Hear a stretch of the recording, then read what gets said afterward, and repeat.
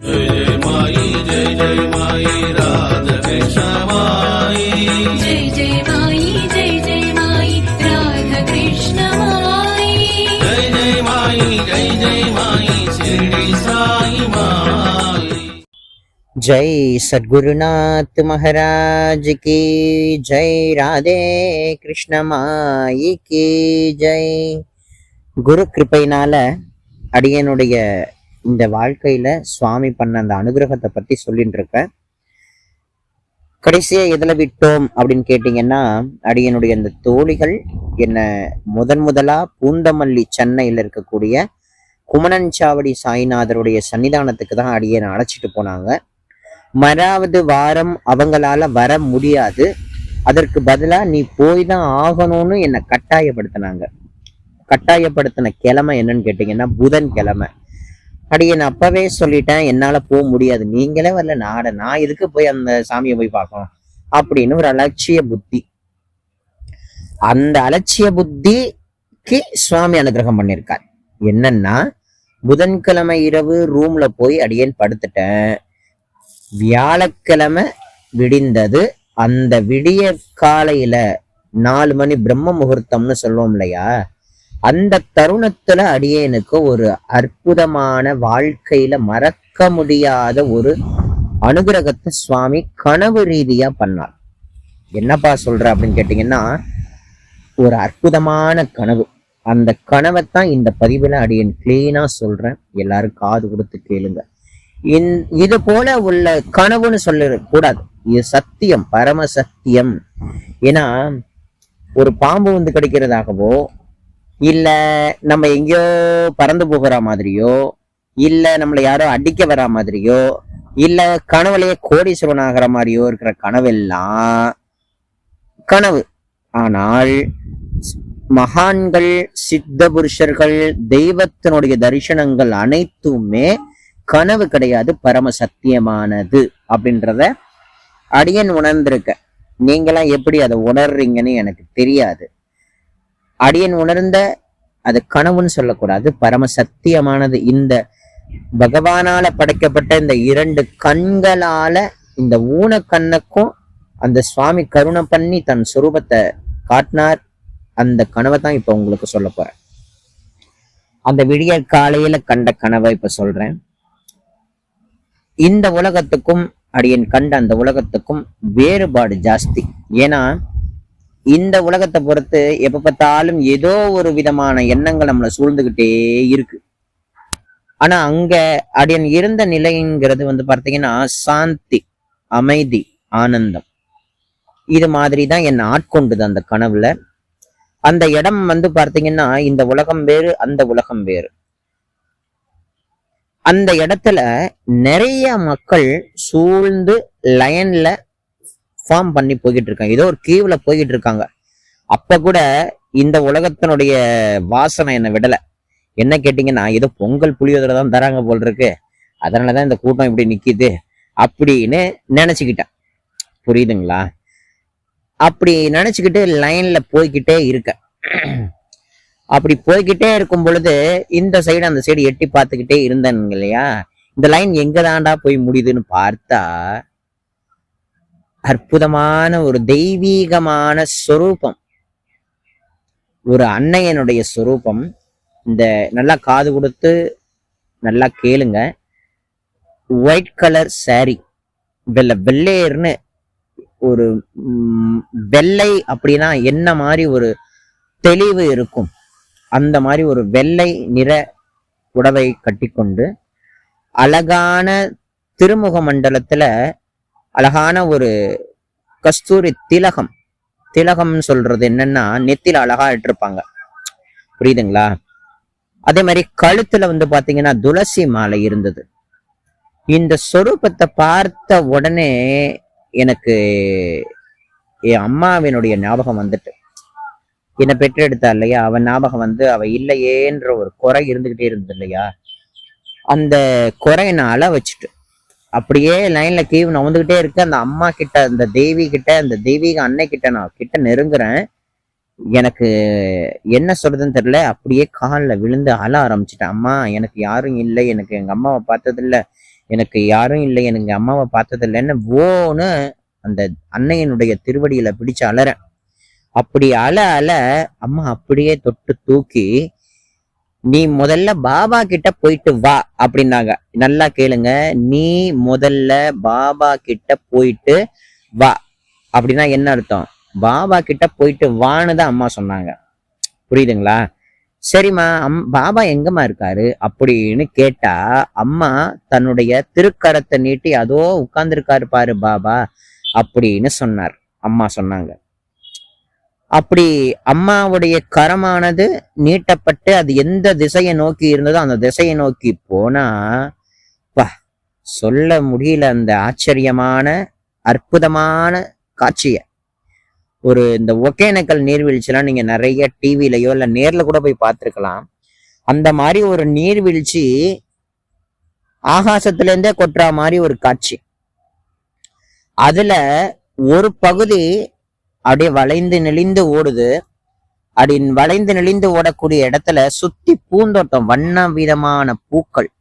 அந்த பூக்களுக்கு நடுவுல ஒரு அழகான பாறை மேல சச்சிதானந்த ரூபியா இருக்கக்கூடிய, எல்லாருடைய ஹிருதயத்திலையும் ஆத்ம ராமனா இருக்கக்கூடிய சாயிநாதர் அமர்ந்திருந்தார். அப்படி அமர்ந்திருந்த பொழுது எனக்கு என்ன பண்றது ஏது பண்றதுன்னு தெரியல. அப்ப கொஞ்ச தூரத்துல இருந்து அந்த சொரூபத்தை பார்க்கிறேன். என்னாச்சுன்னா, அந்த ஒரு வளைந்திலிருந்து ஓடக்கூடிய ஒரு பகுதியினுடைய நீர் வலை பாத்தீங்கன்னா பாபாவுடைய திருவடிய தொட்டு ஓடுது. அப்படி ஓட வச்சு நான் இன்னும் கொஞ்சம் கிட்ட போயிட்டேன். நான் கிட்ட போன உடனே சுவாமி பார்த்துட்டார். அவருடைய திருநயனங்களால, பார்வையினால அடியனை பார்த்தார். அப்படியே ஏந்திரிச்சார். அப்படியே மெல்ல நடந்து வந்து என் கைய பிடிச்சார். அப்படியே நடந்து போறார். அதோட கனவு முடிஞ்சிட்டு. அடியன் கண்ட காட்சி இதுதான். முதலாக கண்ட காட்சி இதுதான். இதுக்கு முன்னாடி சாய்பாபாவை பார்த்தீங்கன்னா பார்த்திருக்கனா அப்படின்னா, ஹாஸ்டல்ல அடியன் படிச்சேன் இல்லையா, அப்போ ஒரு டூர்லாம் விசாகப்பட்டினம் பக்கம் டூர்லாம் போடுறச்ச அங்க நாங்க ஒரு பாபா கோயில தான் உட்காந்து சாப்பிட்டோம். எனக்கு இப்பதான் ஞாபகம் வருது. அப்ப ஏதோ சாய்பாபான்றாங்க. அதெல்லாம் அப்பெல்லாம் இன்ட்ரெஸ்ட் இல்லை. அப்பெல்லாம் இன்னும் சுவாமியோட அந்த பார்வை படலை போல் இருக்கு. அப்புறம் இந்த கனவு வந்த உடனே அலறி அடிச்சு ஏந்துக்கிட்டு கம்பெனிக்கு கூட நான் போல. நேரா எங்க போனேன் தெரியுமா? எந்த கோயிலுக்கு நான் போக மாட்டேன்னு சொன்னேனோ அந்த கோயிலுக்கு நேரா ஓடுனேன். குளிச்சுட்டு நல்ல விபூதி இட்டுக்கிட்டு நேரா கோவிலுக்கு போயிட்டேன். கோவிலுக்கு போயிட்டு அப்பதான் அங்க இருக்கக்கூடிய பெரியவங்க தன்னுடைய அனுபவங்களை சொல்லுங்கன்னு மைக்கு பிடிச்சு சொல்றாங்க. அப்படி சொல்லும் பொழுது நான் சொல்றேன்னு கத்திவிட்டேன். எனக்கு அந்த அளவுக்கு அந்த அந்த சுவாமியுடைய அந்த அனுகிரகம், அவருடைய அந்த அமிர்தமயமான நயன பார்வை, அந்த திருவடி எல்லாமே என்னை ரொம்ப ஆட்கொண்டுட்டதுனால கத்திட்டேன். இந்த மாதிரி நான் பேசியே ஆகணும்னு சொல்லி முதலா அந்த இடத்துலதான் மைக்க பிடிச்சி, பாபா இந்த மாதிரி கனவுல வந்தார், இந்த மாதிரி அனுகிரகம் பண்ணார் அப்படின்றத முதலா பேசினேன். அதுலேருந்து என்னுடைய தோழிகள் அந்த 2 பேரும், நீங்க வரீங்களோ வரலையோ எனக்கு தெரியாது, நான் பாபா கோயிலுக்கு போவேன்னு ஒவ்வொரு வாரமும் கம்பெனியில வேலை பார்த்துக்கிட்டே போகிறதுக்கு பாபா அனுகிரகம் பண்ணிக்கிட்டே இருந்தார். அதுதான் அடியனுடைய வாழ்க்கையில ஏற்பட்ட ஃபர்ஸ்ட் திருப்புமுனை.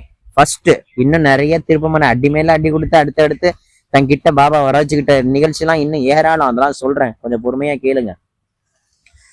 அதுக்கப்புறமா அடியன் பாபா கோவிலுக்கு போக ஆரம்பிச்சேன். இத கனவுன்னு சொல்றதா இல்ல சத்தியம் சொல்றதாங்கிறத நீங்க முடிவு பண்ணிக்கிங்க. ஏன்னா இதை நான் கனவுன்னு சொல்றதே ஒரு விதத்துல தப்பு, சத்தியம். ஏன்னா இன்னும் அந்த காட்சிகள் இப்ப பொதுவா நம்ம வாழ்க்கையில எந்த சம்பவம் நிகழ்ந்தாலும் பல விஷயத்த நம்ம மறந்துடுவோம், காணாம போயிடும். ஆனா மறக்கவே முடியாத ஒரு விஷயங்கள் நம்ம மனசுல ஆழமா இருக்குன்னா அது தெய்வீக சம்பந்தப்பட்டது. நார்மலா கஜமஜான்னு நம்ம வாழ்க்கையில் நடக்கிற விஷயம் இல்லை. தெய்வீக சம்பந்தப்பட்ட தெய்வீக காட்சிகள் யாவுமே நம்ம மனசை பூர்ணமா ஆட்கொண்டு இருக்கும். எப்ப நினைச்சாலும் உடம்பு சிலுத்துரும். அதுதான் அந்த மகான்களுடைய அனுகிரகம்ன்றது. இப்படிதான் அந்த சுவாமியினுடைய அனுகிரகம் கிடைச்சது. இதே அனுகிரகம் கிடைக்கிறதுக்கு எனக்கு யாரு காரணமா இருந்திருக்கா? அப்ப நான் ஒரு சுரூபத்தை, அன்னை தேவியினுடைய சுரூபத்தை பார்த்தேன், அழுதேன். அதோ பாபா இருக்கார், நீ அவரை பார்த்துட்டு வான்னு சொன்னாங்கன்னு சொன்னேன் தெரியுமா? அந்த அன்னை தான் ஜெகத் மாதாவாகிய ஸ்ரீ ராதா கிருஷ்ண மாயிங்கிறத 10-15 வருஷம் கழிச்சு இப்பதான் அடியனே உணர்ந்தேன். புரியுதுங்களா? அப்ப முதலா தோன்றி கனவுல பாபா அங்க இருக்கார், நீ போயிட்டு வான்னு சொன்ன அந்த அன்னை யாரோ இல்லப்பா, என்னுடைய அம்மா தான்ங்கிறத நான் இப்பதான் உணர்ந்தேன். அவளுடைய பெயர் தான் ஸ்ரீ ராதா கிருஷ்ணமாய். இப்ப புரியுதுங்களா சாய்ராம்? இந்த மாதிரி நிறைய விஷயங்கள் ஒவ்வொரு பக்தர்களுக்குள்ளேயும் பாபா அனுபவங்களை கொடுத்து நிறைய வச்சிருக்கார். ஆனா பல பேர் சொன்னா நல்லா இருக்கும். அப்பதான் இன்னும் குருநாதர் மேல இன்னும் ஒரு அதீதமான நம்பிக்கை, நம்ம கனவுலையும் சுவாமி அனுகிரகம் பண்ணுவார் அப்படின்ற ஒரு ஏக்கம். அந்த ஏக்கம் மீன்ஸ் என்னன்னா, ஒரு ஏக்கத்தை நம்ம கொடுக்கணும். தெய்வீகத்தின் மேலையும் குருநாதர்கள் மேலையும் ஸ்ரீ ஹரியின் மேலையும் நம்ம ஏக்கத்தை கொடுக்க செலுத்ததான் அந்த அனுகிரகமானது நம்ம மேல படும். ஆகையினால இதெல்லாம் வெளில சொன்னாதான், இதெல்லாம் ஆல்ரெடி இந்த சேனல் ஆரம்பிக்கும் போதே அடியன் சொல்லிட்டேன். ஆனா அதெல்லாம் போய் எல்லாரும் திரும்பியும் பார்க்கணும் அப்படின்னா ரொம்ப சிரமம். அதனாலதான் இதை திரும்பவும் இந்த காரியத்தை எடுக்கணும், அம்மாவை பத்தி பேசணும். ஏன்னா அம்மாவை பத்தின புரிதல் இன்னும் ஜாஸ்தி எல்லாருக்கும் வரணும். அம்மாவை பத்தி மட்டும்தான் இல்லை, அம்மாவை போன்ற ஒரு உத்தமமான பாபாவோட அடியார்கள் இன்னும் ஏராளம். அந்த அடியார்கள் அத்தனை பேரையும் நம்மள பாபா பக்தர்கள் மறந்து போயிட்டோம். நம்ம பாபாவை தான் மெயின் பண்ணிக்கிட்டு இருக்கோம். பாபா தான் மெயின், அது இல்லைன்னு அடியன்னு சொல்லவே மாட்டேன். ஆனாலும் அந்த குருநாதருடைய சாநித்தியம், அந்த குருநாதனுடைய அனுகிரகம், அந்த குருநாதருடைய அந்த சௌலபியமான சரிதம் இன்னைக்கு நமக்கு எல்லாருக்கும் கிடைச்சிருக்கு. அந்த சுவாமியினுடைய ஆலயங்கள் உருவாக்கி இவ்வளோ விஷயங்களை நம்ம எல்லாருக்கும் கொடுத்த மகான்களை நம்ம விட்டுட்டோமே. பாபாவேன்னு கதின்னு வாழ்ந்து பாபாவுடைய புகழை எல்லா இடங்கள்லையும் பரப்பி பாபாவோட அனுகிரகத்துக்கு பாத்திரமான உத்தமமான அடியார்களை நம்ம மறந்துட்டோமே. பாபா என் அடியார்களுடைய திருவடியை பிடிச்சுக்கோ அப்படின்னு தான் பாபா சொல்வார். என் திருவடியை விட என்னுடைய பக்தனுடைய திருவடிக்கு சாநித்தியம் ஜாஸ்தின்பார். ஆனாலும் நம்ம கேட்க மாட்டோம். ஏன்னா பகவான் அப்படின்னு எடுத்துக்கிட்டீங்கன்னா, பகவானே என்ன சொல்றார் அப்படின்னா, என்னுடைய பக்தனின் திருவடியை பாத தூளியத்தை எடுத்து எவன் ஒருவன் தன் தலையில போட்டுக்கிறானோ அவனுக்கு நான் பக்தனா மாறுவன்னு யாரு சொல்றா? பகவான் சொல்றார். பகவான் கிருஷ்ணன் இருக்கார் இல்லையா, அந்த கண்ணபெருமான் என்ன சொல்றாருன்னா, ராதையனுடைய திருவடி துகளோ அல்லது மீராபாயினுடைய திருவடி துகளோ அல்லது என்னையே கதின்னு வாழ்ந்த அத்தனை பக்தர்களுடைய திருவடி துகளை எவன் எடுத்து தன் தலையில புரோக்ஷனம் பண்ணிக்கிறானோ அவனுக்கும் நான் அடியவனா இருப்பேன்னுதான் கண்ணபெருமானும் சொல்றார். மேற்கொண்டு தியாகராஜ சுவாமிகளும் சொல்றார். இதுதான் பாபாவுக்கு கூட பொருந்தும். ஏன்னா பாபா ஒன்னும் பரமாத்மாவாச்சே, பாபா இறைவனாச்சே. அப்ப இறைவனுக்கு பிடித்தமான செயலை செய்தா நமக்கு எவ்வளவு ஆனந்தம் கிடைக்கும், சுவாமிக்கு ஆனந்தம் கிடைக்கும், அப்புறம்தான் நமக்கு ஆனந்தம் கிடைக்கும். ஆகையினால இதுதான் சுவாமி கொடுத்த வழி. இந்த வழியில பயணம் பண்ணா சுவாமியினுடைய அனுகிரகம் கிடைக்கும், சுவாமியே கிடைச்சிருவார், சத்தியம். ஆகையினால அடுத்தடுத்த பதிவுல நம்ம அடுத்தடுத்த அனுபவத்தை சொல்றோம். காது கொடுத்து கேட்டு குருநாதனுடைய அனுகிரகத்தை வாங்கிக்கிங்க. ஜெய் சாய்ராம். சச்சிதானந்த சத்குரு சாயிநாத் மகராஜ் கி ஜெய்.